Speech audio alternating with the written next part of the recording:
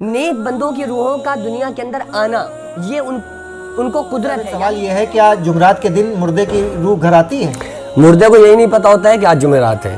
جو لوگوں میں مشہور ہے نا کہ مردے کی روح 40 دن کے بعد گھر آ رہی ہے یا جمعرات کے دن گھر آ رہی ہے، تو جب مردے کے وہاں ٹائم ٹیبل ہے ہی نہیں، آپ نے کتنی گھڑیاں لگائی تھی قبر کے اندر کہ مردہ اب اس کو دیکھ کے آئے گا کہ بھئی اب ہمیں 40 دن ہو گئے، جانا چاہیے یا نہیں جانا چاہیے۔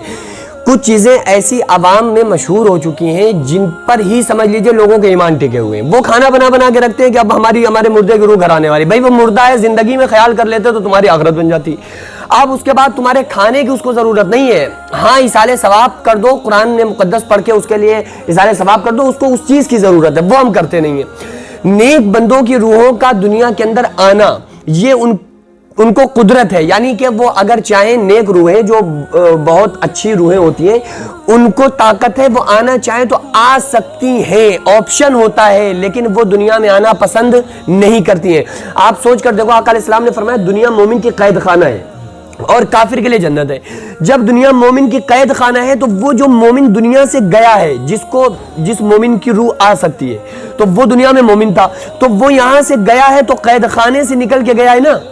اب کوئی بہت بہترین انسان، مثلا آپ یا میں جیل کے اندر کسی وجہ سے چلے جائیں، اب ہمیں جیل سے 10 سال کے بعد نکل جائیں، اب ہم کبھی یہ خیال کریں گے کہ چلو یار ہماری دوستی ہو گئی تھی جیل خانے میں لوگوں سے، اور وہ جو جیل میں رہنے والے قیدی تھے ان سے ہماری دوستی ہو گئی تھی، چلو اب چل کر ہم اپنے قیدیوں سے مل کر آتے ہیں 4-6 دن کے لیے؟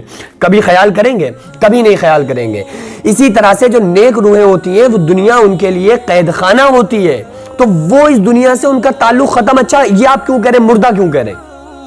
یعنی کہ اس دنیا سے اس کا تعلق ختم ہو گیا، تو اس لیے دنیا میں ان کا آنا پاسبل بری روحوں کا تو ہوتا ہی نہیں ہے۔ نیک بندوں کی روحیں گرچہ آ سکتی ہیں لیکن وہ دنیا میں آنا پسند کرتی نہیں ہیں، کیونکہ دنیا مومن کی قید خانہ، کافر کے لیے جنت ہے۔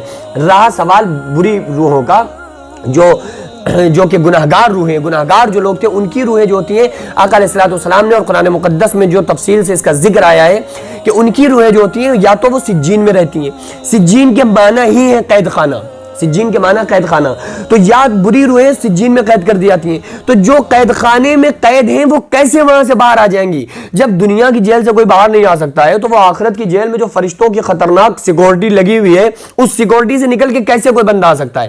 اور وہ عذاب میں اور کتاب میں اور سوال و جواب میں وہ پڑا ہوا ہے، وہ اس کے پاس اتنے آپشن ہے، وہ جہاں چاہے گھومتا پھرے۔